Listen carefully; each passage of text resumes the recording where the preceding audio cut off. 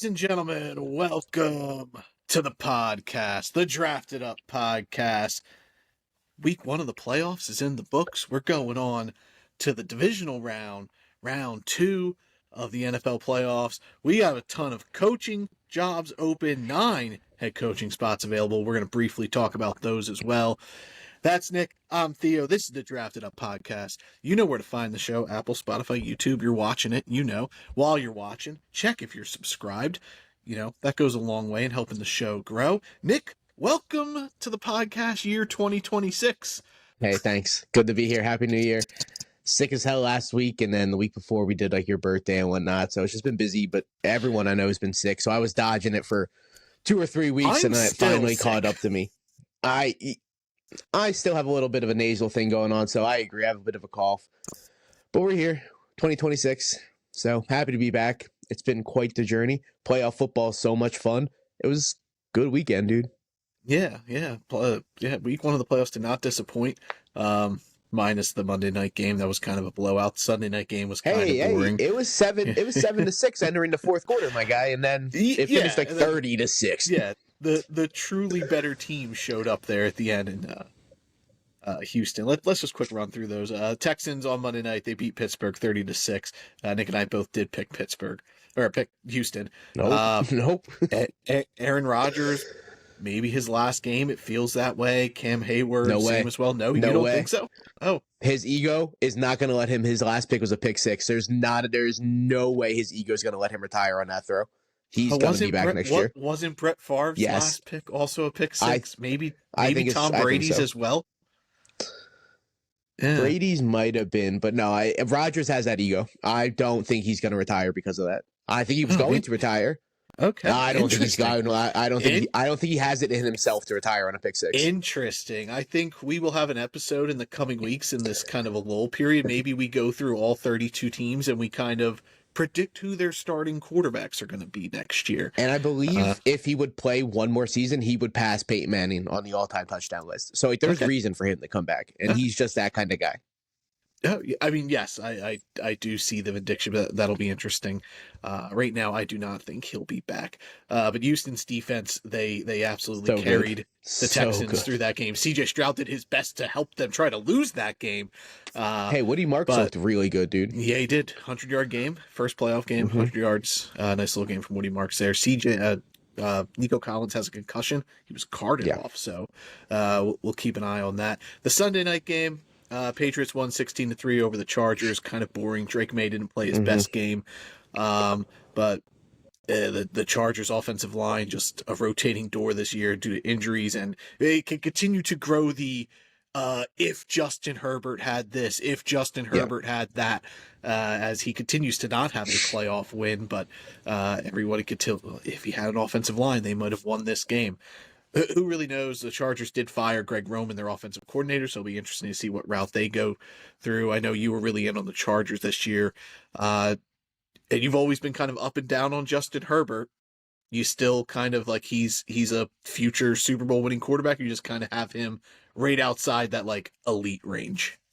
No, I think he's a really good quarterback at the end of the day. I don't think he's in the class of like Burrow, Lamar, Mahomes, Allen, those kind of cats. But I think he can get the job done as a Super Bowl winning quarterback. I still stand by if the Chargers were fully healthy, and I get it's the what if scenario. I think they would have had an amazing playoff run. I think they would be in Denver's scenario as almost a 1 seed. So I just hope next year we just see a fully healthy San Diego LA Chargers team. And we've never seen a fully healthy Chargers team. Exactly. I mean, you could even take it back to like Phillip Rivers' days with LT and Gates. Like their team was never healthy. There was always something wrong, and the same thing still stands today in 2026. So it's just a rough outing for Chargers fans, man. Yeah, sucks. Patriots, though, if they play like they did Sunday night, I don't think there's a way they beat Houston, but we'll get to that in previews. 49ers, they beat the defending Super Bowl champion Philadelphia Eagles 23-19. Niners move on. Eagles lose. They did fire Kevin Patullo, their offensive coordinator, so Eagles fans can rejoice that guy is not going to be back there. But tale of two halves. The Eagles' offense in the second half was just non-existent. That's been the case here the last couple weeks. A.J. Brown is probably not going to be there next year. It's going to be an interesting offseason for Philadelphia. And the Niners, they For lose sure. George Kittle as Christian McCaffrey continues to suck the health away from this team. But the Niners are playing great football right now, so it'll be an interesting battle, them in Seattle on Saturday. Yeah, and McCaffrey struggled this week. This is 2 or 3 weeks in a row now. I think McCaffrey's kind of just hasn't been himself. So versus Seattle, it's going to be a rough outing there for McCaffrey. So we'll see what happens. Yeah. Josh Allen, Buffalo Bills, they beat the Jacksonville Jaguars 27-24. Exciting game there. Nice back and forth. Josh Allen did his best to carry that team, got them there. And then we've talked about it, like there's none of these superstars, Mahomes, Lamar, Joe Burrow. They're not in the playoffs. So this is Buffalo's best chance to get to the big one here. And it's going to be pretty much most likely on the road the whole way. So we shall see. It will be on the road the whole way because the Chargers did lose. It will be because the Chargers are, yeah. Every game will be a road game. So we see the Buffalo defense really stepped up there at the end. Jacksonville Jaguars, shout out to them. They had a great season. Liam Cohen. Going forward, Trevor Lawrence or Justin Herbert. So Lawrence has Liam Cohen. We know that's set in stone. Herbert has Harbaugh, obviously, but we don't know what the offense is going to look like from a coordinator position. Who do you think has the better chance to win their first Super Bowl? Lawrence in Jacksonville or Herbert in L.A.? I would still say Herbert in L.A. Okay. With Harbaugh as the coach. They'll bring in a new offensive coordinator. The team just has to be healthy. With that offensive line, you have two of the best tackles on planet Earth with Slater and blanking on the kid's name that came out last year. Joe Alt. Yeah. If you put that offensive line together fully for 17, 18 games, they're going to be a legitimate Super Bowl contender. You know how I feel about Liam Cohen. He's a great offensive mind. I still don't see it. I'm not going to lie to you. Wow. The offense was kind of the shaky part about Jacksonville this year. Their defense was incredible. The offense really turned it on there, as did Trevor Lawrence. I actually am going to lean Jacksonville. I just trust the system in place there. The Chargers just kind of always live in what-if land, so I just think that's just never going to change. And then Saturday games, Bears beat the Packers 31-27. They were down, 21-3 at halftime. Big comeback there for Caleb and crew. The Bears just love playing that come-from-behind football. Exciting game there. Packers did end up retaining Matt LaFleur. There was a lot of rumors going around that they might just move on from him because he's due for an extension. I think if they would have done that, it would have been a strange move on their part because I think LaFleur is one of the better coaches in football. For sure. But Ben Johnson has this Bears team playing incredible football. They're going to be fun to see as they're going to take on the Rams, who beat the Panthers 34-31. Same situation, Panthers, Jaguars, like incredible season for them. Bryce Young, it looks like they made the right pick. Like he looked better in the playoffs than C.J. Stroud did against Pittsburgh, despite losing. And they came out, already said they're going to pick up his fifth-year option. So it'll be interesting where the Panthers go from here. They're going to play a first-place schedule next year. They'll be an interesting team to look at, like how real are they? But they've hung around with all the teams that they played that were like clearly better than them from a talent perspective. For sure. They hung around or beat them. So it'll be an exciting future for the Carolina Panthers, I think. I totally agree. We'll see what happens. I would still lean CJ Stroud if I had to pick one of them in a one-on-one. I just trust Stroud more. Yeah, that's fair. The gap between them is minimal. Oh, it's not nearly as big as it was after Stroud's rookie year. Rookie year, no. Yeah, Stroud's kind there was a monumental. Yep. Yeah. All right. Before we dive into the remainder of the playoff games that are happening this weekend, we brought up there's 9 coaching spots open. So in the NFC, Giants, we already know they fired their head coach during the season, so they have an opening. The Atlanta Falcons fired Raheem Morris, and the Arizona Cardinals fired Jonathan Gannon. So they're the 3 openings in the NFC. The rest are in the AFC. The Browns, Steelers, Ravens, all 3 from the AFC North. Zach Taylor, longest reigning coach in that division somehow. Raiders, Dolphins, and the Tennessee Titans, who we knew because they did fire Brian Callahan mid-season as well. So we're going to power rank these openings 1 through 9, which destinations we think are the most appealing, with 9 being the least appealing, 1 being the most. You want to go bottom up? You bottom up. We're starting at 9. We're going one by one. Yeah. Like I go 9, you go 9. Yeah. Okay. Yeah. Yep. My 9 is the Tennessee Titans. That's my 9 spot. Wow. I No faith in Cam Ward. That's not it. That Cam Ward's the only thing they have in my eyes. They have no defense. Tony Pollard is not going to get the job done. There's no weapons around Cam Ward, so I don't even look at it as a Cam Ward problem. It starts from the top of the organization to the bottom. That organization doesn't have a lot. I don't like how the owner runs the team. They need a GM to come in here and really change up everything. And sure, it can happen. And overnight, we've seen it happen with San Fran, where they brought in John Lynch and then they brought in Harbaugh, and instantly the organization changed. But that doesn't happen like overnight with bad organizations. And there's a reason bad organizations are always at the bottom and there's great organizations are always at the top. Tennessee Titans are one of those teams, and even I trust Cam Ward. I don't trust that organization, and I do not think they're going to make the right call. I think they're going to bring in most likely some type of defensive mind. I hope not. I hope they bring in someone to help Cam Ward and develop him into an actual quarterback. But I mean, Matt Nagy right now is the betting favorite to be this coach. He's an offensive guy, but Matt Nagy is not a good one. He does not move. He does not move the needle. My number 9 is not Tennessee. My number 9 is the Arizona Cardinals. The bad ownership. You're stuck in this murky quarterback situation with Kyler Murray where he's really not tradable, and if you cut him, you're eating up a ton of space, and the team was clearly better with Jacoby Brissett, and then like some pieces are there. Michael Wilson looked incredible this year, 1,000-yard receiver. Marvin Harrison, it's been really tough these first 2 years for him. He has not looked like this no-brainer missed prospect that everyone thought he was going to be. The running situation's murky. The defense is okay. I just don't love the landing spot here in Arizona. Plus, you're in a division with San Francisco, Seattle, and LA. It's tough sledding to try to compete with maybe the 3 best teams in football. Well, that's a really good segue because that's why I have that's why I have the Raiders at 8. They're in a division with the Chiefs, the Chargers, and Denver. And I'm sorry, you spent the 6th pick in the draft last year on a running back, and I think that's one of the dumbest mistakes an organization could possibly make. Trust me, I watched the Giants make it for multiple years when we picked Barkley 2nd. There's no reason to have Genty on this team. He's not going to produce behind an offensive line that struggled tremendously to the point where Geno Smith didn't even look like Geno Smith, dude. He looked like Geno Smith back with the Jets, where he was getting pressured so fast he could not make any decisions that were even football relevant. Like, this team is a landslide all week. I have them and the Titans in one category. It's them 2, and I get they have the 1st pick, and they're probably going to pick Mendoza, so the coach that they get is going to get their guy.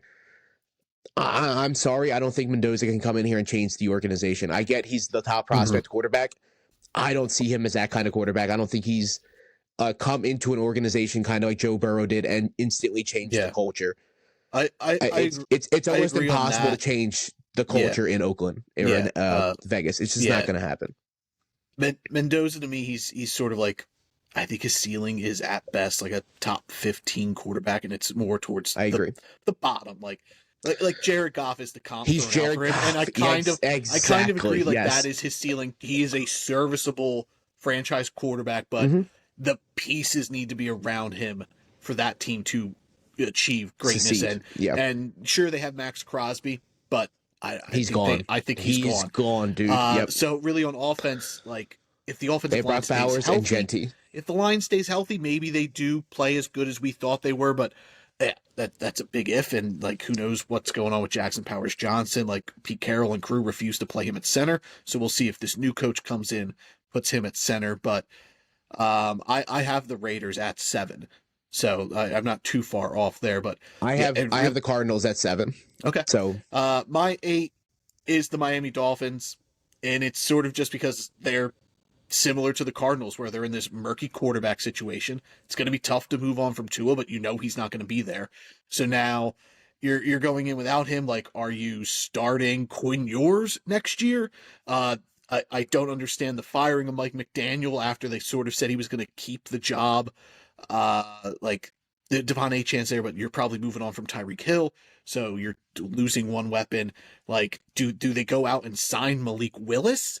Like, that's an option, but I thought that was more of a possibility when Mike McDaniel was there.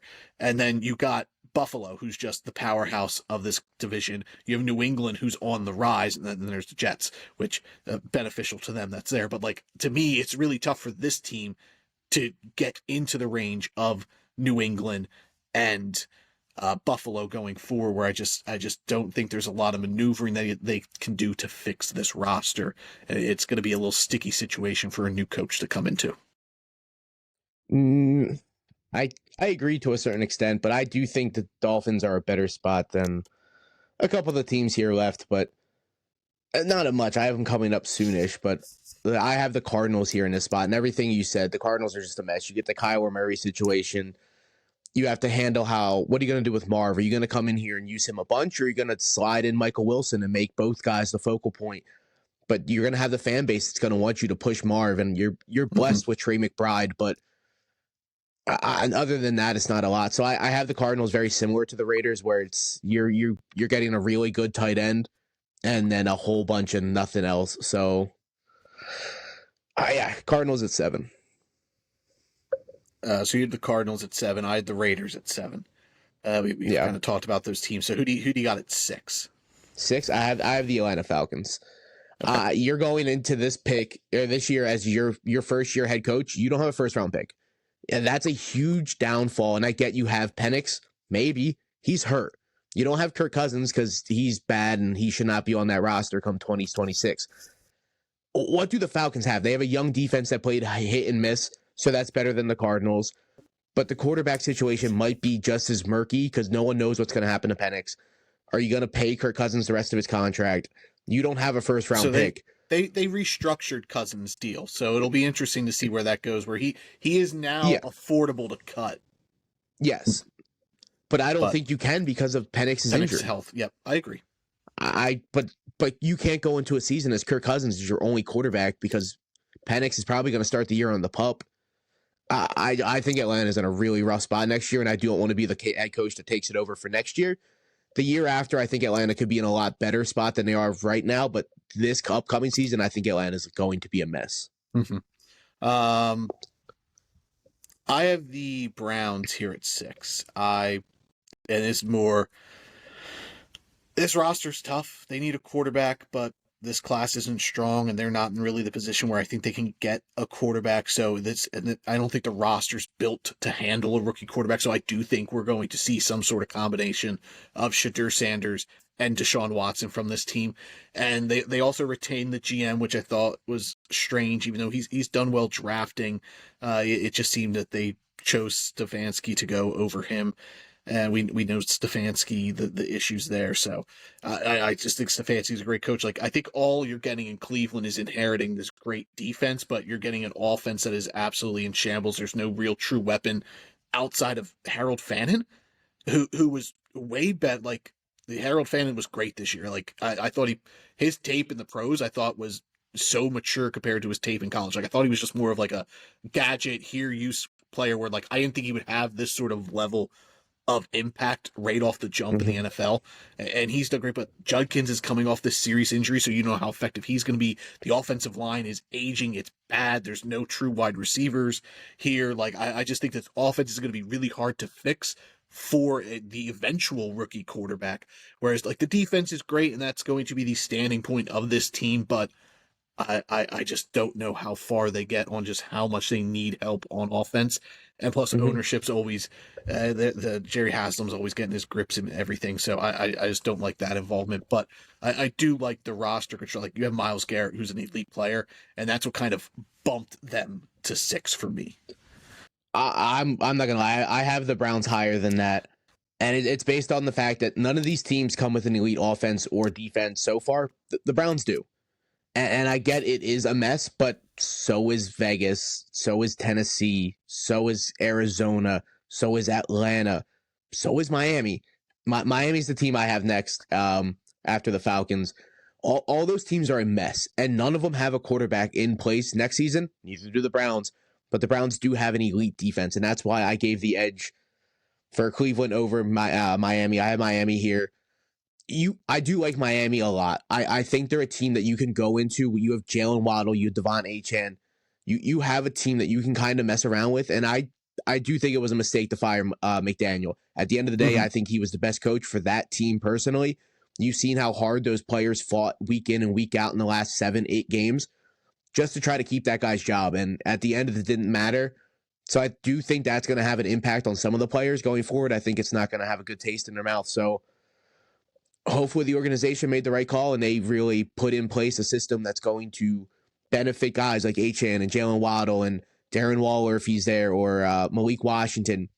Because if not, like, what are we going to do with these guys fantasies-wise next season? So I do like Miami. So far, Miami's probably where I would be interested in, like, jobs. So, like, so far with, like, Tennessee, Vegas, Arizona, Atlanta, I'm kind of out, but I'm more so in on Miami compared to these other teams I've named so far. So you had Miami at 5? Yes. Okay. I have Pittsburgh at 5, and it's just kind of like they're the best organization probably of these 9, but from a roster standpoint, the roster's older. This roster's just kind of always lived in mediocrity, lived in purgatory, where they're just always drafting in the middle of the draft, so they can't really get these high impact players in house that they're really like banking on development. And like, yes, you have TJ Watt, who's older and been banged up here and there the last few years. Like the defensive pieces are there here and there. Like the offensive line's not great. The running attack was good with under Arthur Smith. Like, and there's a question like, do you inherit this coaching staff now? Like, is ownership going to be like, hey, you're just coming in here to be the coach? Arthur Smith's staying on. So like, the lack of weapons is concerning, but you're getting into an organization that is going to give you the opportunity. Like, this isn't a team that fires coaches left and right. The Steelers had 3 coaches in my lifetime.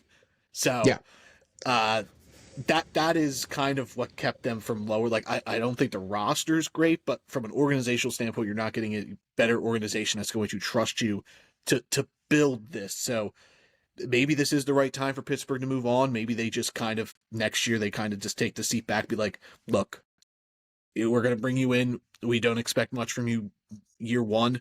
This roster's getting older, and maybe they land into a top 7 pick and they can get a quarterback and potentially a great quarterback class in 2027. And that helps them then build to the following, build to this coach's legacy. But that is essentially why I had them at 5, is the fact that like ownership management is going to give you the time to grow and develop this roster. Yeah, for sure. And I have the Steelers still on the list, but I'll talk about them next. But my number 4 is Cleveland, which you hit on, and I also hit on very briefly. Like, none of these teams under them come with an elite offense or defense. The Browns, you get Myles Garrett. You're arguably getting the best defensive player in football with an elite defense around him that's ready in place to win games. And like going into the season, everyone was like, oh, if the Browns had a quarterback, Stefanski would be able to take this team to the... And I do think they ultimately made a mistake by firing Kevin Stefanski. He is on a very short list of NFL coaches I want the Giants to go after as a Giants fan. And I truly think that the ownership wants Shedeur as their quarterback, and I don't know if that's the problem, or they're butting heads, or if they just truly thought Stefanski can't get them over a hill. But you're getting elite defense, and I get that Judkins is coming off an injury, but I love Judkins. I love Harold Fannin.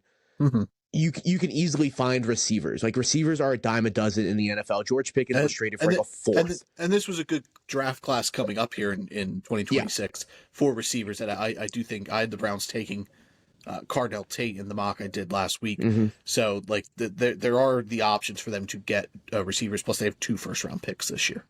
So that is a huge another benefit of being with the Browns there. The Browns have a lot going for them, and I think a really good head coach coming in here can really make a swing for Cleveland, where they're fighting for a playoff spot, because this division's filled with question marks. Like, the first time in years, the Steelers need a head coach, the Ravens need a head coach. Somehow Cincinnati doesn't need a head coach, but I think that's a benefit for these other 3 teams. I'm not going to lie. Like, these other 3 teams, the fact that Zach Taylor is still there, that's a really good sign for them, because that guy could easily come in and not do anything with that organization like he's had multiple times before. I think Cincinnati's in a rough spot next year if they fall. That guy should have been fired. If the Bengals had an opening, would they be in your top 3, or would they be kind of lower in this middle range because of Bengals ownership and management is just it's so frustrating. Nah, there's a reason the top 2 teams I have are the top 2 teams is because you're getting a team with a quarterback. And if you're getting a team with Joe Burrow, they probably would have been my number 1 spot. I'm not going to lie to you.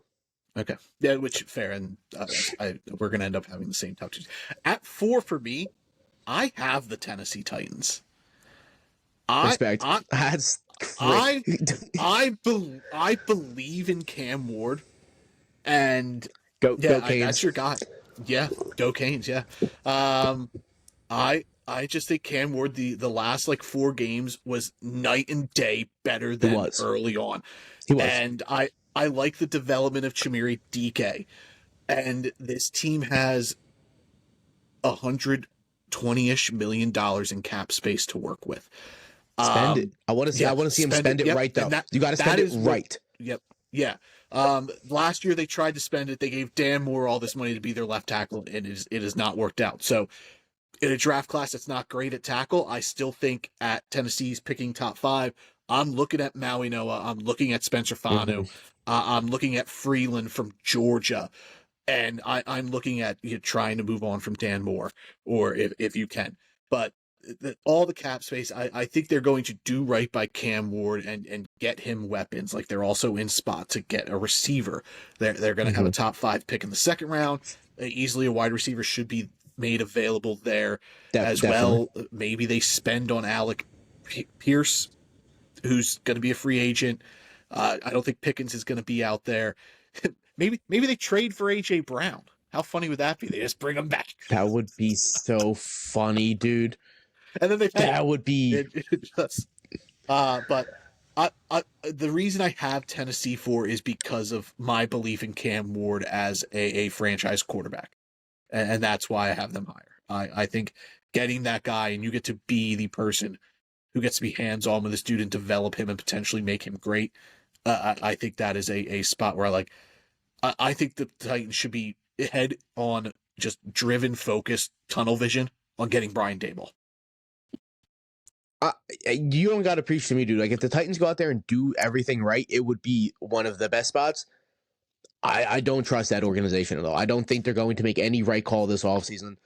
I think they're going to spend their $120 million they have open on absolutely not necessary positions, and they're just going to let Cam Ward go out there and rot, and it's going to be a very frustrating season for me as a fan of Cam Ward. So I hope to God they get it right, dude. Yeah. 3, I assume you have Pittsburgh.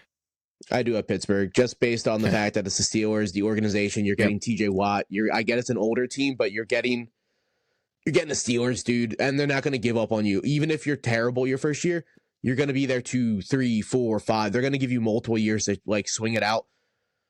And how bad can you possibly be? Like, at the end of the day, you're still the Steelers. You're probably not going to have a winning record next season because of what the scenario they have right now. But you're still a 6-7 win team, regardless of the situation they have on paper come the season.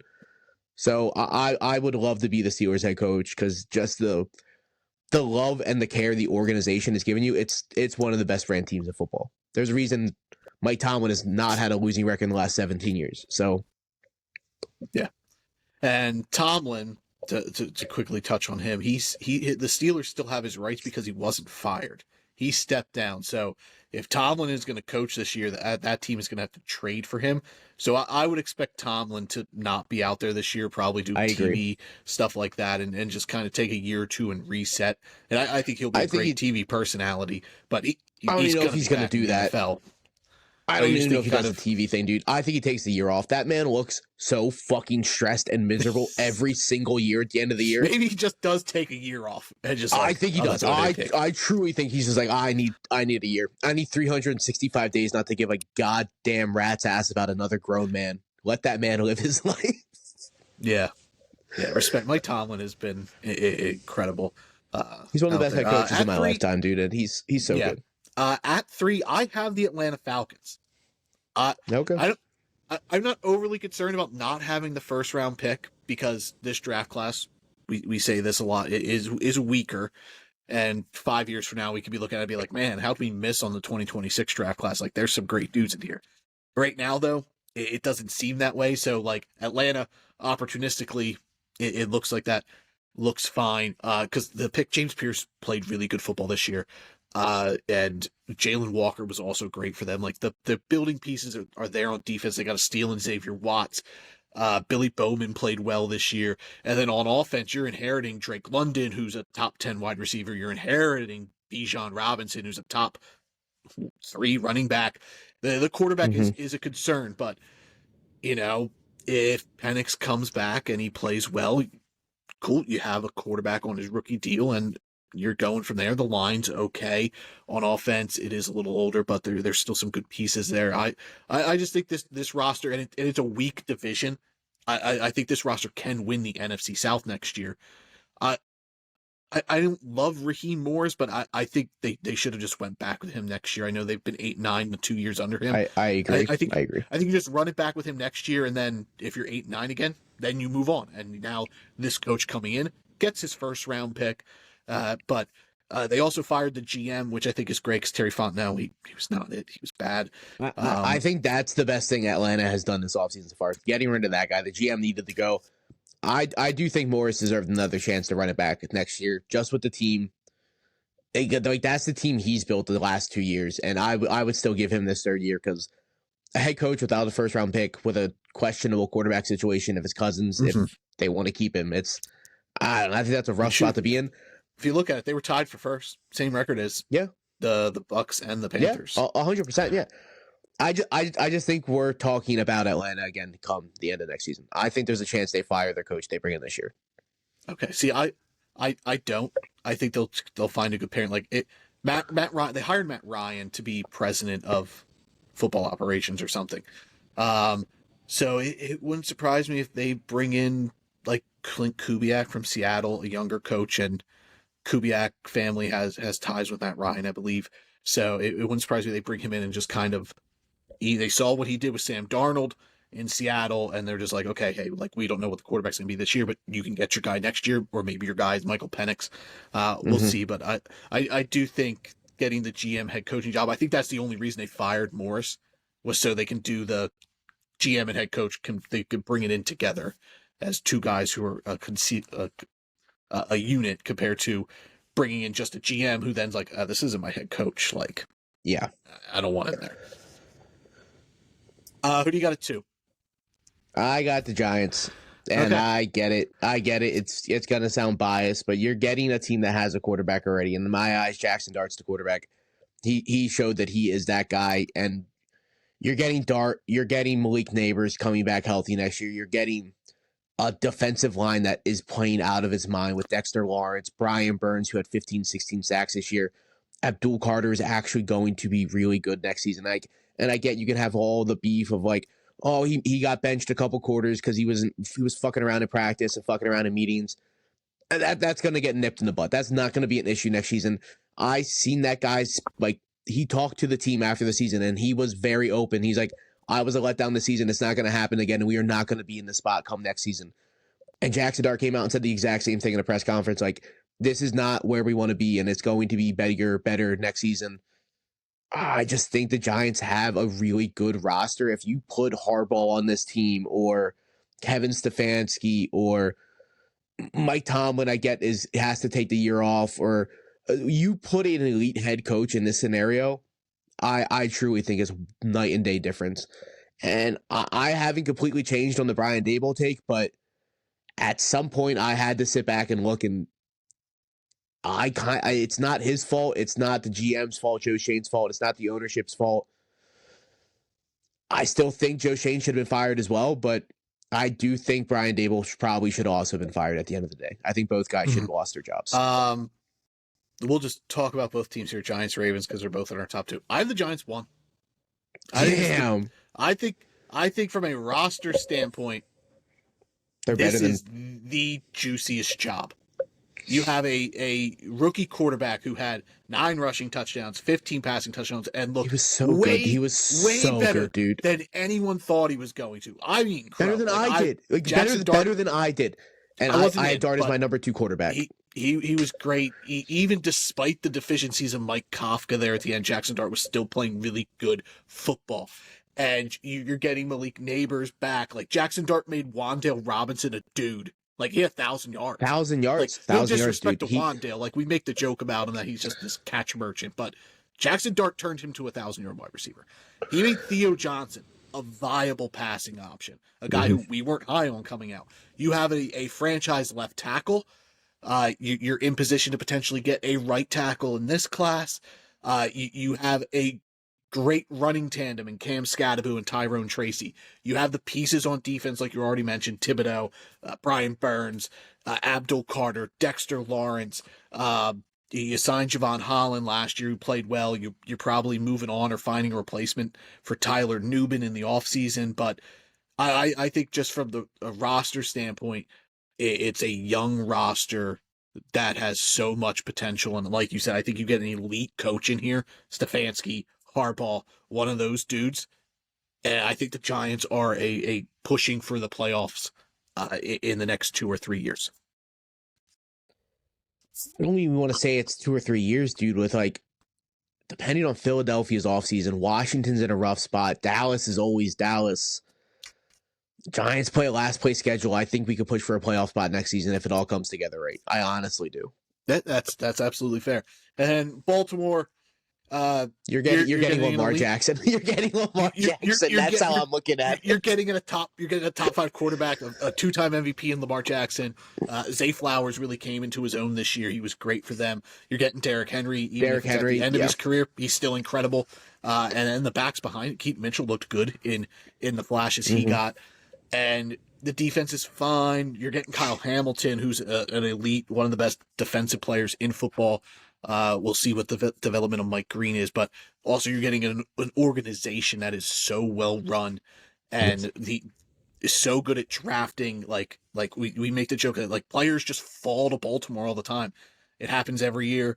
So yeah, but I prefer the upside of the Giants roster. That's why I went with them over the Ravens. Hell yeah, dude. No, I get it.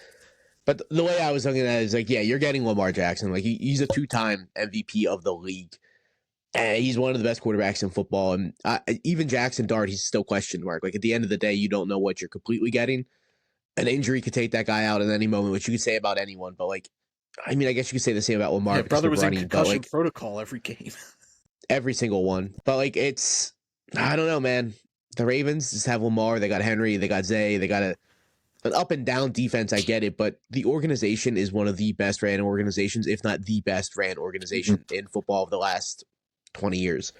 So I would give the edge to Baltimore there. Yeah, that's fair. It wouldn't surprise you if you see a guy like Brian Flores end up here in Baltimore as their head coach. Just someone established who kind of just rebuild that defense like he did in Minnesota. But all right, there we go. Before we go through our playoff predictions, let's shout out our affiliates over at W Energy and Finley Hats. W Energy, good, clean energy. They got a ton of flavors. You get that energy boost. It's jitterless energy. Doesn't give you that crash that your typical energy drinks do. So go check them out, w.gg, or download their app, search in the Play Store, WDUBBY. Use the code DRAFTEDUP for a nice 10% discount anytime you use that purchase. Eat that dub. Be better, W Energy. Finley Hats, their hats are built for good times, long times. They got a ton of cool designs. They do weekly drops every Friday, 10 p.m. Eastern time. They got beanies. They got dad hats. They got snapbacks. They got the cool laces. They got interchangeable pins. They got the little pouch pocket. Ton of cool stuff over there at Finley Hats. Click the link in the description. Get yourself a cool 15% off your first purchase over at Finley Hats. So join the force over at Finley. All right, divisional round. Let's kick it off here. Saturday, 4:30 p.m. The Buffalo Bills travel to Denver, the number 1 seed in the AFC, the Denver Broncos. Broncos, 1.5 point home favorites. The over-under set at 46.5 points. You got a great offense in Buffalo going up against one of the best, if not the best, defense in Denver. And then you have question marks on the other side. Denver's offense all over the place. Buffalo's defense has been better, but they're kind of middle of the road. So it really comes down to, coaching battle, Sean Payton versus Sean McDermott. I don't love Sean McDermott, but he's coached really well here these last couple of weeks for Buffalo. Buffalo is my Super Bowl pick. I do think they win this game. Denver has had a great season, number 1 seed for a reason. Like, I get it. Like, you shit on them that they're not a great team, but They go out, they win football games. Like if they did win here, would not surprise me. But Mm-hmm. we both picked Buffalo to go to the Super Bowl, and I don't think that train stops here. I'm going to take the Bills over Denver. I'm just going to trust the quarterbacks here. Josh Allen is in a league of his own compared to Bo Nix. God bless Bo Nix, but he's not Josh Allen. No, for sure not. And Bo Nix did have a really good season, put together 25 touchdowns, something like that, like 10, 11 picks. Buffalo, this has to be their year. Like if they can't get past Denver as the 1 seed and then go on to play Houston or New England in the championship game, like at some point we have to start questioning if Buffalo is even going to do it, because they didn't have to go through Mahomes this year. They didn't have to go through Lamar Jackson. They have to go through Bo Nix, and then maybe through CJ Stroud or Drake May. Drake Mason. Drake Mason, a little bit different category than those other cats. But like I get going through Denver and then going through Houston or even New England. You're going through really good defenses. I think Josh Allen's good enough to go through a really good defense at the end of the day. Like, he is a different guy. He's a different breed. He did it in the first round against Jaguars. He's built for this. This is what Josh Allen is built for. And it's never been on him that the defense can't step up and get the job done versus guys like Mahomes or Allen, or like they can step up and get the job done versus Bo Nix. No offense to Bo Nix. Bo Nix is going to have a really clean game. I mark my words.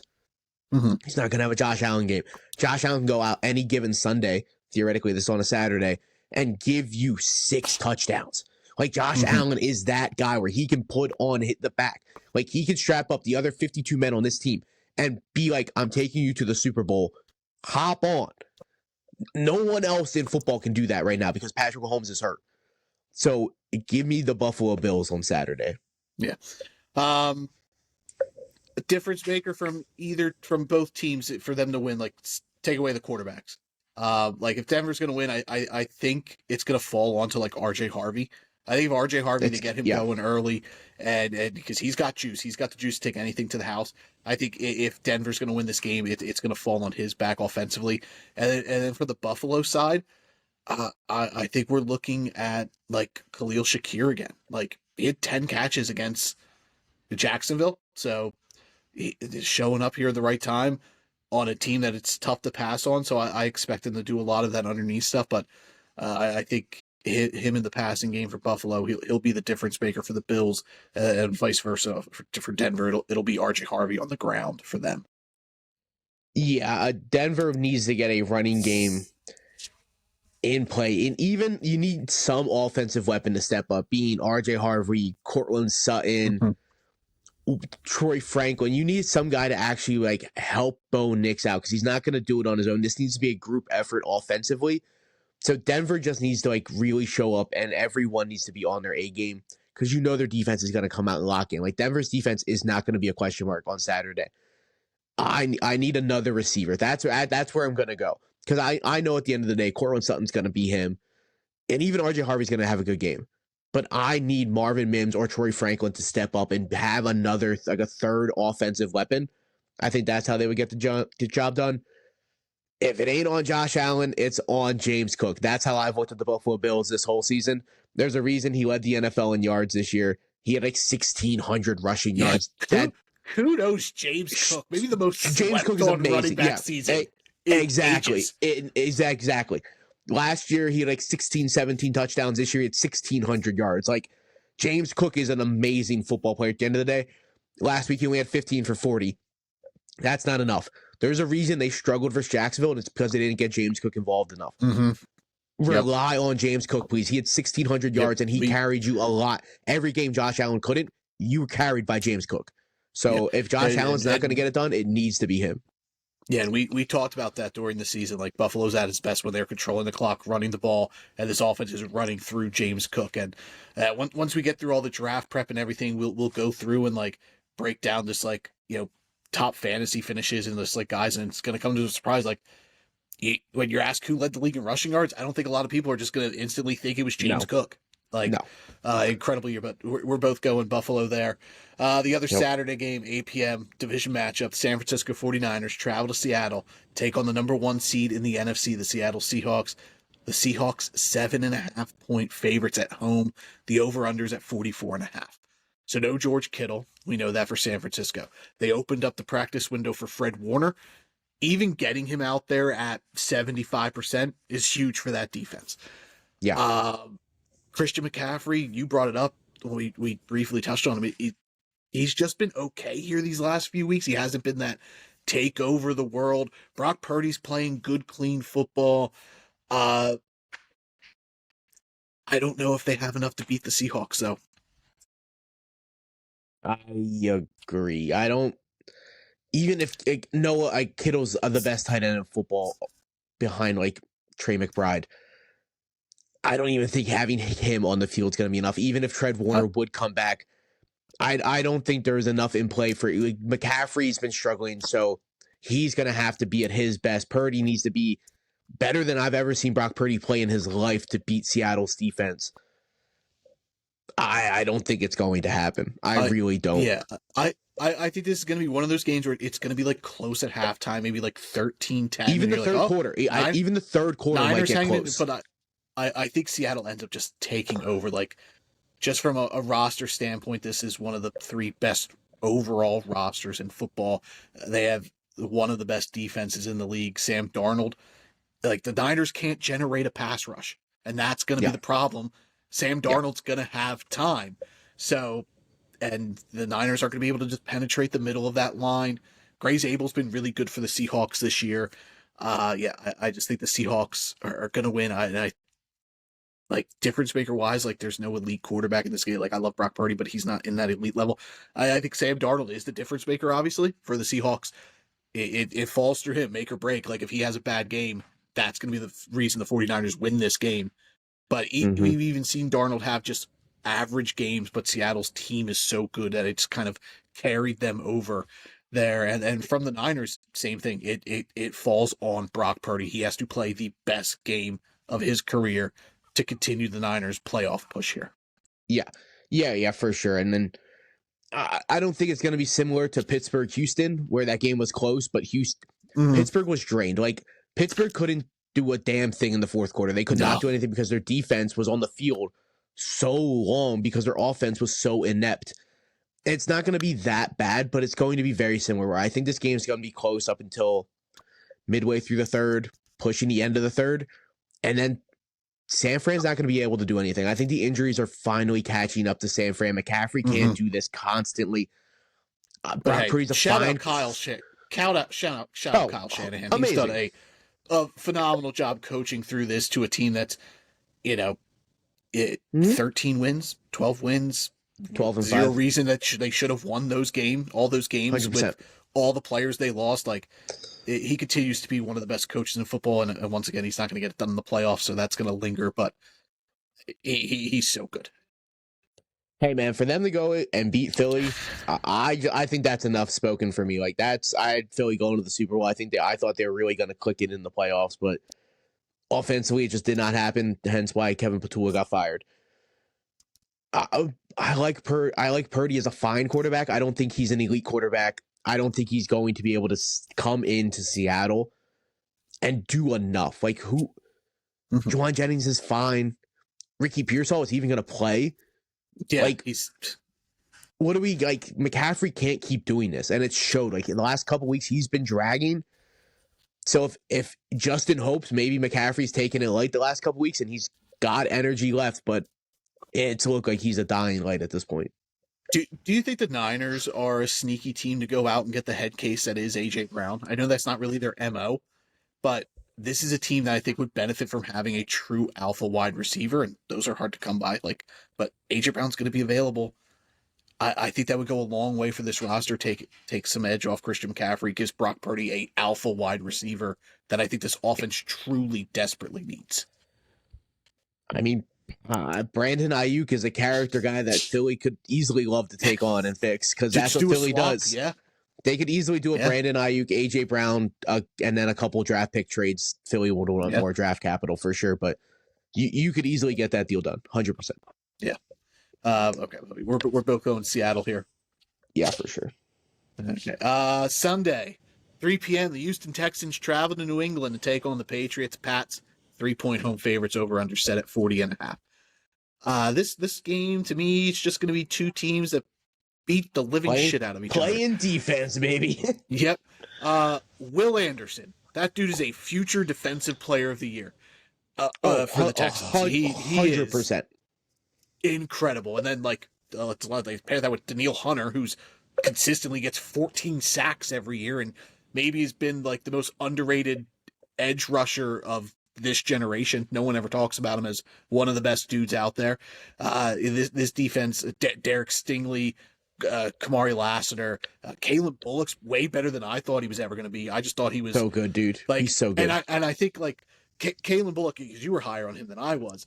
I think he's a guy where I've just looked at maybe I got to change the way I evaluate players and look at teams are going to draft them for the things they're good at, and not put them in a position to play bad. Good teams do that. Good teams yes, and good coaches. Teams. Yes. And know how to put their guys into spots, and that's exactly what they're allowing Caleb Bullock to do. Caleb Bullock isn't going to be a guy playing in the box, and that was his knock. Nope. He can't tackle, but he's an incredible ball hawk, and the Texans have just allowed him to play center field, and he's got 5 total picks this year. He had 5 last year. He took 1 to the house against Aaron Rodgers.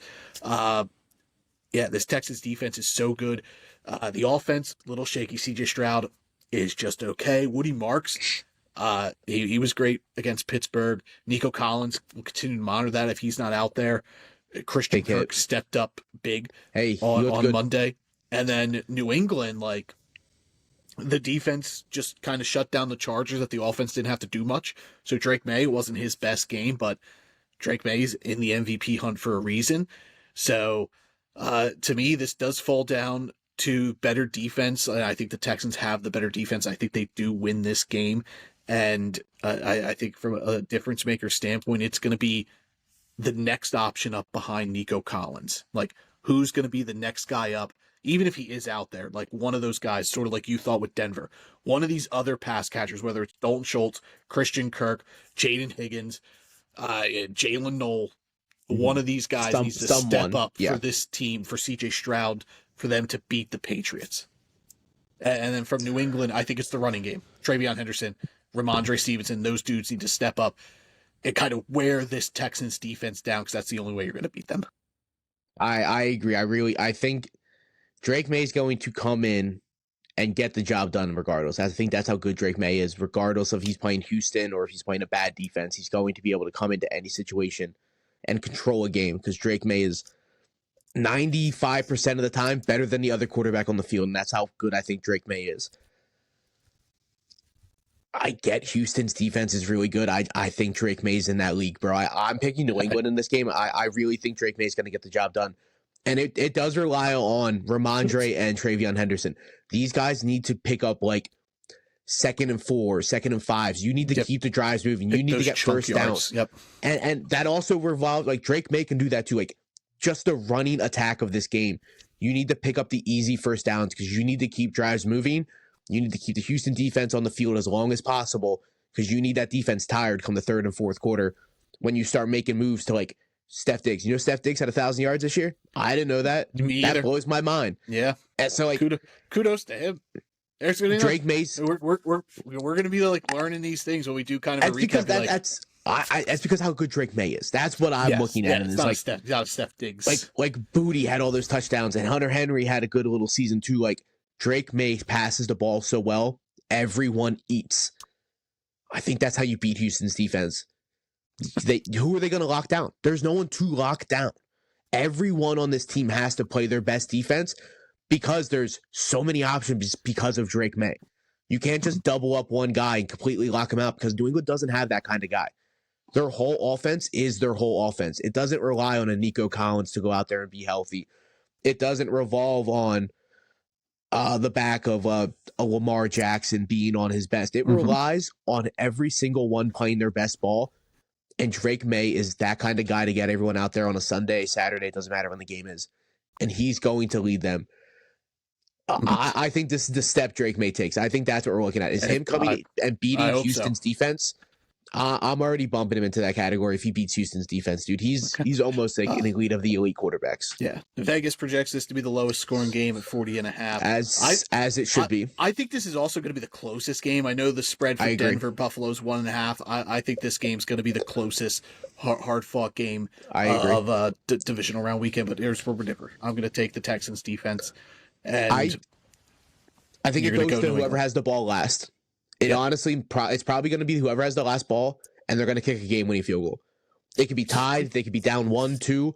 I think this game ends on a game-winning field goal. That's how close it's going to be. So whoever kind of has the ball last. Yeah, I agree there. Final game of divisional round, 6:30 p.m. on Sunday. The LA Rams travel to Chicago to take on the Bears. The Rams are 3.5-point road favorites. The over/under is set at 48.5 points. You've been the Chicago guy.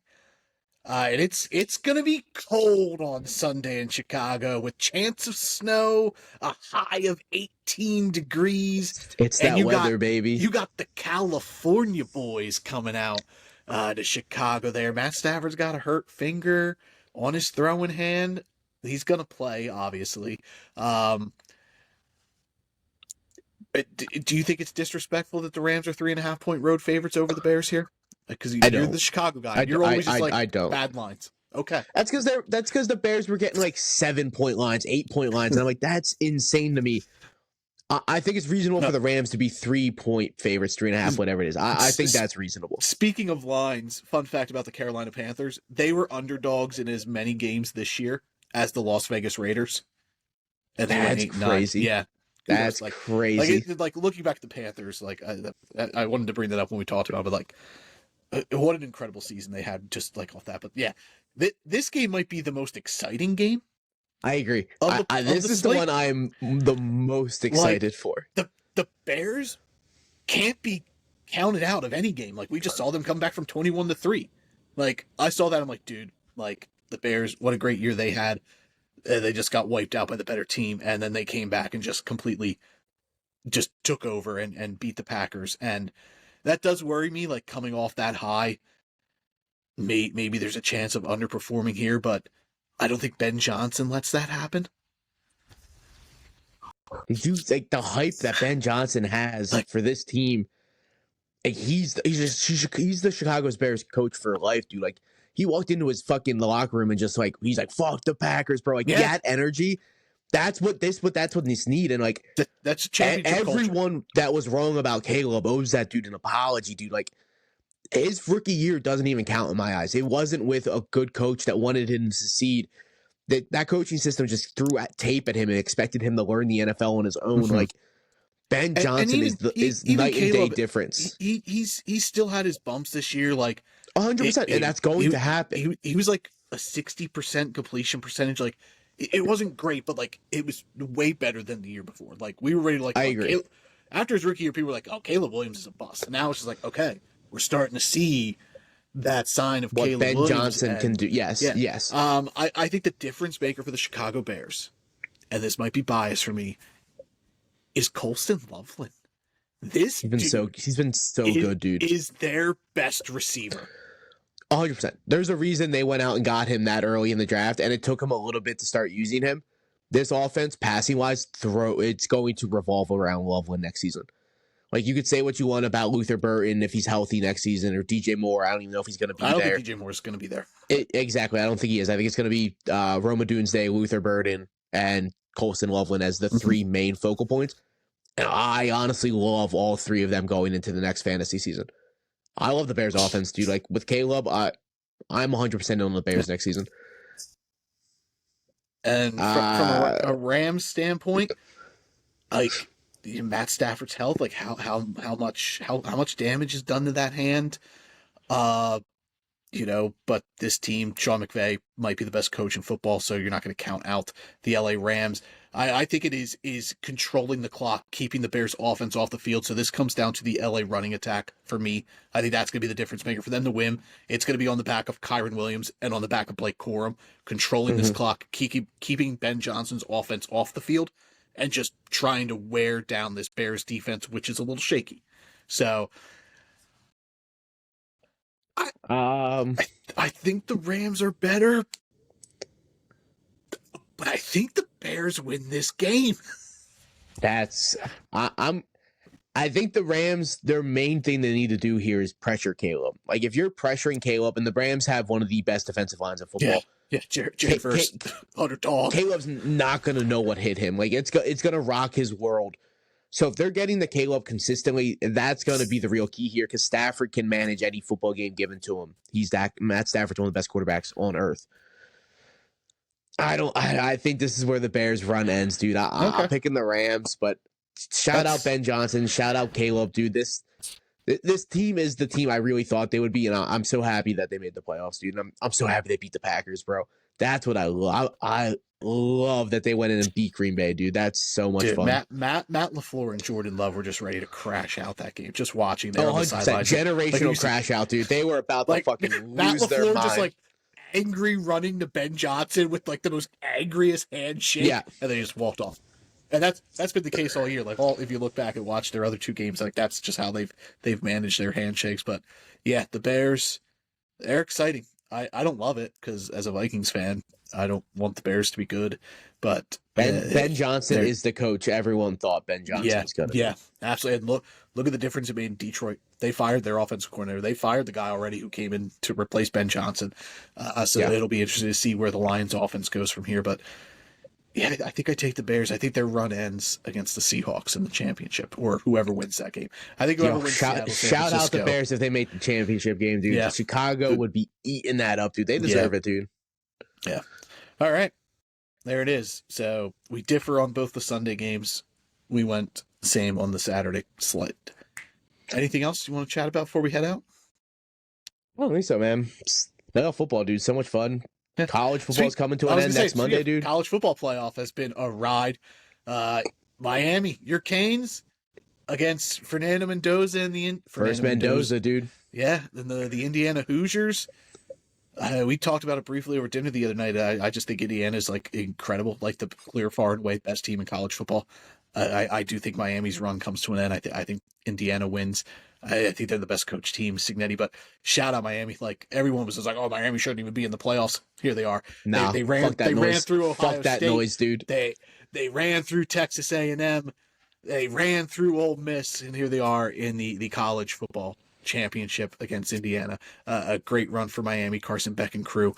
But yeah, I think the Hoosiers take care of it. Not no way, fast, my friend. Hell, no way. Yeah. We're sending Mendoza's ass to the NFL, baby. Get out of here on a loss, dude.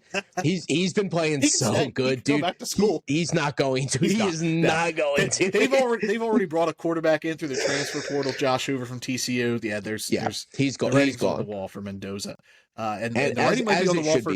Yeah. Go out on this high. He has more touchdowns in the playoffs than he does incomplete passes. Yeah. That guy's thrown more touchdowns than balls that have hit the goddamn ground in the playoffs. Indiana. There's no reason for Mendoza to still be playing college ball. Yep. And I also think Dante Moore's probably going to go out. Oregon brought in Dylan Raiola through the transfer portal. That tells me they know something. Yeah. Yep. Yeah, there we go. We're going to start getting into draft prep stuff here. Right around the corner. For Nick, I'm Theo. This is the Drafted Up Podcast. Like, rate, subscribe, review. Shoot out in the comments who you think is going to win these divisional slates. And then going forward, rank where do you stand on the coaching vacancies? Like, maybe you think Pittsburgh's the best spot, or maybe you love the Arizona situation and make your case, because I'd love to hear it. But yeah, for Nick, I'm Theo. This is the Drafted Up Podcast. We'll see you guys next week. Bye.